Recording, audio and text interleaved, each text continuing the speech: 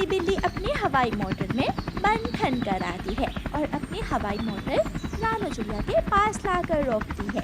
म्याऊं! चिड़िया चिड़िया, मैं शहर वाले जंगल से आई हूँ, चलो मेरे साथ, मैं तुम्हें शहर वाले जंगल की सैर करवाऊंगी।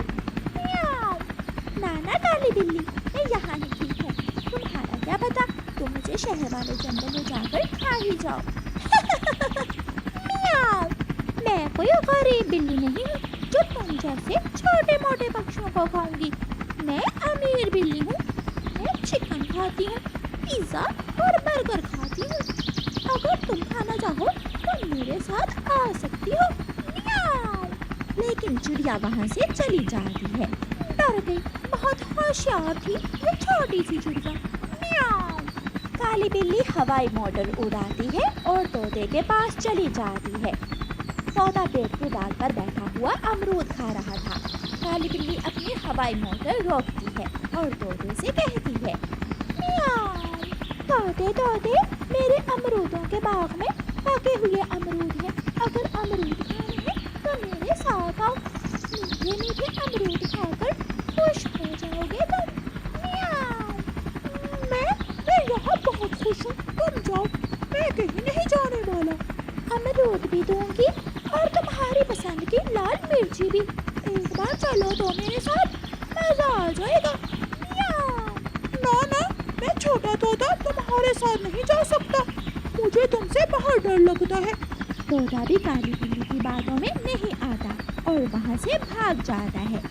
कोई भी मेरी बातों में नहीं आ रहा, लेकिन मैं भी आज खाली हाथ वापस नहीं जाऊंगी, कोई ना कोई तो मेरी बातों में जरूर आ जाएगा। म्याऊं! काली बिल्ली आगे बढ़ती है और कबूतर के घर के बाहर जाकर अपनी हवाई मोटर रोकती है। काली बिल्ली कबूतर के दरवाजे पर दस्तक देती है।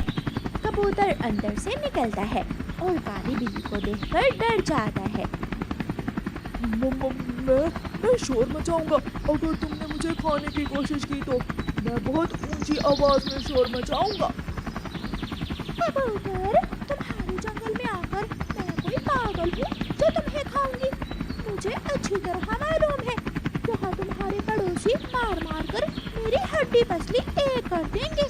म्याऊं! जाओ, तुम मेरे पास क्यों आई हो? मेरी माँ को कबूतर बहुत पसंद है। मेरी माँ के पास एक सोने की अंगूठी है और मेरी माँ वो सोने की अंगूठी किसी कबूतर को देना चाहती है। म्याऊं! एक बार मेरी माँ भी एक बिल्ली की बातों में आकर उसकी गुफा में गई थी, वो अभी तक लौट कर नहीं आई, मैं तुम पर विश्वास नहीं कर सकता। कबूतर अपना दरवाजा बंद कर देता है। थोड़ी दूर पेड़ पर बैठी हुई काली कौवी काली बिल्ली की बातें सुन रही थी। वो डरते डरते काली बिल्ली के पास आती है। काली बिल्ली, तुम्हारी माँ के पास सोने की अंगूठी ही है या सोने की चूड़ियाँ भी है? म्याऊं! मेरी माँ के पास सोने की चूड़ियाँ भी है और हार भी, अगर लेने हैं तो आ जाओ। मैं अपनी माँ से कहूँगी कि कबूतर तो डर गया, वो भाग गया और मैं काली कौवी को ले आई हूँ। म्याऊं! बिल्ली बिल्ली, कहीं तुम मुझे खाओगी तो नहीं? तुम्हें खाकर मैंने अपना पेट काला करना है, ऐसा काला रंग है तुम्हारा, इसलिए तुम्हारा मांस भी काला ही होगा। मुझे काले पक्षी पसंद नहीं है। म्याऊं! गोरी कौवी काली बिल्ली की बातों में आ जाती है और काली बिल्ली की हवाई मोटर में बैठ जाती है। काली बिल्ली हवाई मोटर को तेजी से उड़ाती है। चिड़िया जब गोरी कौवी को काली बिल्ली के साथ जाते हुए देखती है तो वो शोर मचाती है। दोस्तों, सब इकट्ठे होकर इस हवाई मोटर को रोको, काली बिल्ली गोरी कौवी को किडनैप करके ले जा रही है। तोता, कबूतर और चिड़िया हवाई मोटर का पीछा करते हैं। काली बिल्ली हवाई मोटर रोक लेती है। म्याऊं! मेरा पीछा करने की कोई जरूरत नहीं है, ये कौवी अपनी इच्छा से मेरे साथ जा रही है, पूछ लो इससे। म्याऊं! चिड़िया, तुम कौन होती हो मेरे और मेरी सहेली काली बिल्ली के बीच आने वाली? जाओ अपना काम करो, मैं तो अपनी सहेली से सोने का हार लेने जा रही हूँ। सुन लिया, चलो अब भागो सब यहाँ से। म्याऊं! मरोगी, तुम बहुत बुरी तरह मरोगी, सब वहाँ से चले जाते हैं और काली बिल्ली आगे बढ़ती है। रास्ते में काली बिल्ली एक जगह हवाई मोटर रोकती है। काली बिल्ली, क्या आपका घर आ गया है? नहीं, यहाँ मेरी एक सहेली रहती है, उसे भी मेरे घर जाना है, मैं उसे भी साथ ही बिठा लेती हूँ। म्याऊं। काली बिल्ली हवाई मोटर से उतरती है और एक घर के अंदर जाती है। सहेली सहेली, एक काली कौवी फंस गई है, अगर शोरबा पीना है तो आ जाओ, मजा आ जाएगा। म्याऊं। रुको रुको, मैं लाल मिर्ची और टमाटर ले लूं, ऐसी ठंडी के मौसम में कौवी शोरबा पीने का तो मजा ही आ जाएगा। म्याऊं। फिर काली बिल्ली की सहेली लाल मिर्ची और टमाटर टोकरी में रखती है और जाकर हवाई मोटर में बैठ जाती है। ये लाल मिर्ची क्या करनी है सहेली? मैंने सोचा कि तुम इतनी दूर से आई हो, मुझ पर विश्वास करके तुम्हारी खातिर भी तो करनी है। मैं तुम्हें अपने हाथों से नूडल्स बनाकर खिलाऊंगी। गोरी कौवी ये सुनकर खुश हो जाती है। काली बिल्ली गुफा के पास जाकर हवाई मोटर रोकती है और कौवी को गुफा के अंदर ले जाती है। काली बिल्ली की माँ चाकू तेज कर रही थी, जिसे देखकर गोरी कौवी डर जाती है। चाकू? इस चाकू से क्या करना है सहेली? म्याऊं, इसी से तो तुम्हारी गर्दन काटनी है। वो मेरे दांत कमजोर है ना, इसलिए, वरना पहले तो मैं। मम्मा, क्या इस बार आप मुझे नए शूज लेकर देंगी ना? और मुझे नया बैग भी लेना है। और मुझे अपने लिए नई फ्रॉक भी। मम्मा, मैं आपसे कब से नई फ्रॉक मांग रही हूँ। इस बार अगर मेरे जन्मदिन पर आपने मुझे नई फ्रॉक ना लेकर दी तो मैं आपसे बात नहीं करूँगी। मम्मा चिड़िया चुपचाप बैठी अपने बच्चों की बातें सुन रही थी। वो अपने बच्चों से कैसे कहती कि वो तो बहुत गरीब है, वो उन्हें कुछ कैसे लेकर दे सकती है। अब मैं किसी काम से बाहर जा रही हूँ, जब मेरे पास पैसे होंगे तो मैं आपको सब कुछ ले दूंगी।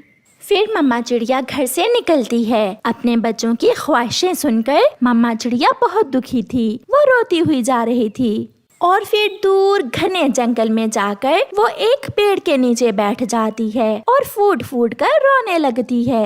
मैं कितनी बेबस माँ हूँ जो अपने बच्चों की कोई एक भी इच्छा पूरी नहीं कर सकती। मैं तो अपने बच्चों के सामने रो भी नहीं सकती। बहुत मजबूर हूँ मैं। मम्मा चिड़िया बैठी ऐसे रो रही थी कि उसे एक आवाज सुनाई देती है। चिड़िया चुप कर जाओ चिड़िया, मैं हूँ ना, मैं तुम्हारी मदद करूँगा। पेड़ को बोलता देखकर चिड़िया पहले तो डरती है और फिर पेड़ से कहती है, पेड़ जी, आप भला कैसे मेरी मदद कर सकते हैं? अगर मैं तुम्हें एक सोने का अंडा दूं तो उससे आप क्या करोगी? मैं अपने बच्चों के लिए कुछ चीजें खरीद सकूंगी। और अगर मैं तुम्हें एक और सोने का अंडा दूं तो फिर तुम उससे क्या करोगी? फिर मैं उस सोने के अंडे को बेचकर गरीब पक्षियों की मदद करूंगी। बहुत अच्छे। तो फिर ऊपर देखो। चिड़िया जैसे ही ऊपर देखती है, उस पेड़ पर ढेर सारे सोने के अंडे लगे हुए थे। ये देख चिड़िया बहुत खुश हो जाती है। चिड़िया, आप 2 सोने के अंडे तोड़ लें, एक से अपने बच्चों की चीजें ले लेना और दूसरे से दूसरों की मदद कर देना। आपका बहुत बहुत धन्यवाद पेड़ जी, आपने तो मेरी सारी परेशानी ही दूर कर दी। फिर चिड़िया 2 सोने के अंडे तोड़ लेती है। वो सीधी जंगल में चाचा छमछम सुनार की दुकान पर जाती है और उन्हें बेच देती है। कुकू के लिए नए शूज और गुड़िया के लिए नई फ्रॉक लेने के बाद भी चिड़िया के पास ढेर सारे पैसे बच जाते हैं। फिर चिड़िया अपने घर चली जाती है। मम्मा, ये सब कैसे हुआ? मुझे तो कोई सपना लग रहा है। कुकू बेटा, ये ऊपर वाले ने मेरी मदद की है। और गुड़िया, आपको अपनी फ्रॉक कैसी लगी? मम्मा, ऐसी ही फ्रॉक तो मैं आपसे मांग रही थी, ये बहुत अच्छी है। अब मैं इसे अपने जन्मदिन पर पहनूंगी। फिर उस दिन से चिड़िया गरीब पक्षियों की मदद करना शुरू करती है। चिड़िया, मेरा बेटा बहुत बीमार है, मुझे अपने बेटे की दवा के लिए कुछ पैसे दे दो। ये ले बुलबुल बहन, ये पैसे मेरे नहीं बल्कि आप सबके ही हैं। उस कशमाती पेड़ ने मुझे जो दिया वो मेरे लिए कभी खत्म नहीं होगा। बात गोरी कौवी तक भी पहुंच जाती है। कालू, ओए नखट्टू, सुना है वो चिड़िया गरीबों की मदद कर रही है। उसे चमत्कारी पेड़ ने 2 सोने के अंडे दिए हैं, इसलिए अब वो चिड़िया बहुत अमीर हो गई है। तो क्या हम अब गरीब ही रहेंगे? मैं भी लूंगी, मैं भी उस चमत्कारी पेड़ से सोने के अंडे लूंगी। तुम मेरे साथ चलो। फिर कौवा और कौवी चिड़िया के पास जाते हैं। चिड़िया चिड़िया, वो चमत्कारी पेड़ कहाँ है? हम भी उसे देखना चाहते हैं। वो कितना अच्छा पेड़ है जिसे गरीब पक्षियों का इतना ख्याल है। वो चमत्कारी पेड़ घने जंगल में कुएं के पास है। मैं वहाँ बैठी रो रही थी कि उस पेड़ ने मेरी मदद की। आपको जरूरत है तो कुछ पैसे मुझसे ले सकती हैं। नहीं चिड़िया, हमें इसकी जरूरत नहीं है। चल कालू। फिर गोरी कौवी कालू कौवे को साथ लेकर घने जंगल की तरफ चली जाती है। वो दोनों लालची पति पत्नी कुएं के पास बड़े और चमत्कारी पेड़ के पास पहुंच जाते हैं।